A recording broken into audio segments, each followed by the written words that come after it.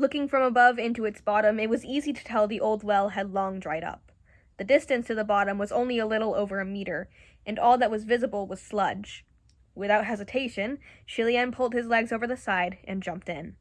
He didn't tumble into sludge, but instead traversed through that illusion and descended for over a dozen meters before his feet touched solid ground. The surroundings were so dark that if he were to raise his hand, his fingers wouldn't be visible. He looked up. There was no sunlight either, as if a heavy piece of fabric had blocked it out. Shilian felt around the bottom of the well, feeling several bricks, and pressed them in a certain order. With a rumbling noise, a small, short door opened on the side. Shilian dropped down on all fours and slowly crawled through the path past the small door. The moment he entered, he could hear another rumbling noise behind, sealing off the opening. After half an instant's time, he had finally crawled to the end of the tunnel. Shilian straightened up, snapped his fingers, and held up a small, flickering flame. After that small ball of flame was ignited, as if in response, not far in the distance, another faint light started to glow like a pearl as it woke from its deep slumber and blinked open its bright eyes. Soon after, more and more pearls glowed, connecting throughout and illuminating the surroundings. It became clearer and clearer that it was the spacious great hall of an underground palace. Above the great hall, there were embedded thousands of sparkling stars. It was hard to imagine that the imperial mausoleum of an ancient city of Shinle was hidden beneath the scorched earth of Mataikang. Those brilliant stars were night pearls, and diamonds embedded in the ceiling. The night pearls glowed when they came in contact with light. The result was of a dazzling brilliance, like a dream. It was like a minuscule Milky Way hidden below ground. Each night pearl and diamond was priceless. Each jewel was worth an entire lifetime of riches. However, Shilian didn't spare them a glance, and just walked directly through the great hall, entering the crypt at the very back. In comparison to the great hall, this tomb was exceedingly simple, as if the chamber wasn't fully completed. There was no resplendent decor, only 2 coffins. Between the coffins stood a person dressed in extravagant clothing. There was a golden mask on its face, and a sword extended, the blade sharp and dazzling, pointed at him. However, this person remained frozen in that stance and didn't make any movement. Shilian idly approached without a single care. This was because Shilian knew that behind the golden mask, there was no face, and under that exquisite dress, there was no person. The only thing standing there was an empty stack of dried hay, held together by bundles of sticks. For so long, only this set of elegant robes and this mask had stood by the sides of the 2 solitary coffins in his stead. On top of each coffin was a small golden plate, but the things in those plates contrasted their elegance. Fruit of some sort, dried and shriveled to the core, and some unknown hard blocks that were rotten and blackened. After Shilian entered the chamber, he cleared out those things and tossed them into a corner of the crypt. He felt around his sleeves and clothing folds. Originally, he'd had a half-eaten bun on him, but that bun was given to Huacheng, so now he had nothing. Thus he said, Mother, I apologize. I've forgotten to bring something for this visit." Naturally, no one answered him. Shilian slowly sat down and leaned against one of the coffins. After zoning out for some time, he finally spoke again. "Mother, I saw Qi Rong. Qi Rong didn't die. He turned into a ghost. I really don't know how he's lived these past hundreds of years." Shilian shook his head.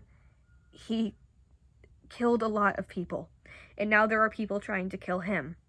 The upper court probably won't forgive him either." Shilian sighed. "I really don't know what to do with him." He was going to say more when suddenly, from some place extremely close, there came the sound of soft weeping. Shilian froze. His expression changed drastically. He listened closely. It wasn't a hallucination. It really was the sound of crying.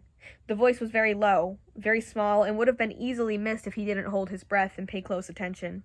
The sound was also soft, and if it wasn't a child, it had to be a woman.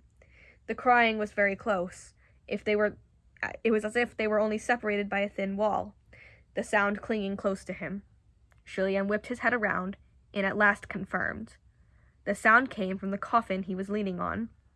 Amidst his shock, the first words that came blurting out were unconsciously joyous. "Mother, is that you?" However, Shi Lian snapped out of it immediately, knowing that what he had desperately hoped for would never come true. His mother had passed 800 years ago, relieved of her suffering, and she had never devolved into a grudging ghost. The emotion behind those cries was also not of sorrow, but of fright. In this time and place, who in the world would be hiding in his mother's coffin and weeping? Shi Lian couldn't wait for another second, and he threw open the cover of the coffin with his left hand, his right on Fang Shen, ready to strike. But the moment he saw what was inside, the striking sword stopped abruptly in its path. Laying inside the coffin alone was the form of a person covered in elegant black attire, their head wrapped in a face cover. The only person who this should have been was his mother, but the one laying in the casket was most definitely not her. The form was small and short, the body type completely different, and most significantly, this person was trembling. It was a real, live person. Shi Lian ripped off the face cover. Sure enough, beneath the fabric was the face of a young child. His heart froze at that moment. He grabbed the child and lifted him, his voice shocked and panicked. "Where's my mother? Where's my mother? What did you do to my mother's body?" Although that elegant black dress didn't look like anything out of the ordinary, it was in fact woven from the silk of an extremely rare worm. This silk was a tribute from a small foreign nation, and weaving it into clothing took intricate craftsmanship. Interwoven with fragrant herbal satchels and sealed into the coffin, the cadaver would remain preserved for thousands of years, allowing the dead to look like she was still among the living. However, at that moment, the one wearing that black silk dress was this child. So where did the body of his mother go? What condition would it be in now? Shi Lian didn't dare to think too deeply on it, and only demanded answers from this unknown child in his hold. He questioned once more, sternly, "Where's my mother? Who are you? Why are you here? What did you do with my mother's body?" But how could a child, terrified to tears, answer any of his questions? He was too scared to even speak. Shi Lian dragged him out of the coffin and realized suddenly that some ashen white powder had been shaken out of the black dress with that movement. Face white as a sheet, he looked into the coffin and found that the bottom of the casket was also covered in a thin layer of powder. The world spun, and Shi Lian felt his heart stop. His grip loosened, letting the child go, and he fell to his knees before the coffin, his mind blank. He didn't dare to touch that powder with his hands, but he couldn't just let it sit and sift either, like incense ashes flying in the wind. Although in denial, he knew deep within what this was. Once the silk funeral garb was forcibly removed, what else could a sealed cadaver of 800 years become? Instantly, Shi Lian's mind fell into chaos, unable to think. He held his head with his hands, and there was a ringing in his ears. Just then his back tensed as his instincts sensed danger behind. He whipped his head around, and with a hand fast as lightning, he seized the blade of a sword barehanded. Someone had tried to stab him from behind. It was that stack of bundled hay. It turned out that someone had long since snuck in. They had dressed themselves in that exquisite attire, put on the mask, and disguised themselves as a lifeless haystack to wait for him silently. A loud clang rang in the air, and Shi Lian broke the blade in two with his bare hands, face unchanging even with blood pooling in his palms. As fast as lightning, he raised his leg and kicked that person in the abdomen, stomping them firmly into the ground. With their chest solidly pinned, that person grabbed at his boot and struggled, but they were unable to move an inch, as if they were nailed to the ground. Shi Lian bent over and slapped away the golden mask with one hand, revealing the face of a young man. Shi Lian shouted, "Who are you? A grave robber? How did you get in?" Just then, the child to the side cried, "Daddy!" This cry finally made Shi Lian remember. This man and child looked familiar. Weren't they the pair he saved from being cooked and eaten by Qi Rong back at the Green Ghost Lair? Shi Lian understood the situation instantaneously. He swung a punch like striking thunder at the man's jaw, roaring, "Qi Rong, get the hell out! I'm going to kill you!" The man laughed as he spat blood. "Cousin Crown Prince, what a joyous occasion! We meet again!" Although the face was different, who else but Qi Rong could this insane, psychotic laughter belong to? When he lost his physical form, he possessed this young father. No need for further explanation. But after his material body was thrown into that cauldron by Lang Chen-shou and melted away, he must have used the chaos of everyone running for their lives to possess the young man, to avoid being pursued, and then came to the imperial mausoleum of Xinle. Otherwise, how could a commoner known of the secret tomb of Xinle royalty? And how could they have found it in such a short time? The child he dragged along must have been intended as rations for travel, or maybe the intent was to hide him in the coffin to divert Shi Lian's attention for his ambush. Shi Lian punched him again, and Qi Rong held his face, looking aggrieved. "Cousin, why are you so mad? It's not like you die from a stab wound." Thud, thud. Shi Lian punched him twice more, his eyes red around the rims. "How did my mother always treat you? And yet you treat her like this? How could you? To her body?" Qi Rong humphed. "Yimu is long dead. The person is no more, so what difference does it make if she's a corpse or ashes? The corpse only changed form. Isn't it still there? Here you are, leaking tears and snot. Weren't you much tougher when you killed Anle? Can't believe my good cousin actually has two faces." He then changed his face and spat. "How could I treat her like this? You're the one to blame. Don't you even know how to reflect on yourself? This is all your fault. You, god of misfortune, have the gall to come cry at the imperial mausoleum of Xinle." Shi Lian stomped down harder, and Qi Rong screamed, spewing blood from his mouth. But he looked even more excited, and used both hands to cling on firmly to the now blood-soaked white boot while he howled. That's right, just like this. This is more like you. Fight, fight, kill, fight, hit ruthlessly, kill ruthlessly. Don't give me that timid, saintly teacher look, as if you're so burdened with unspeakable sin. It's disgusting. Ugh.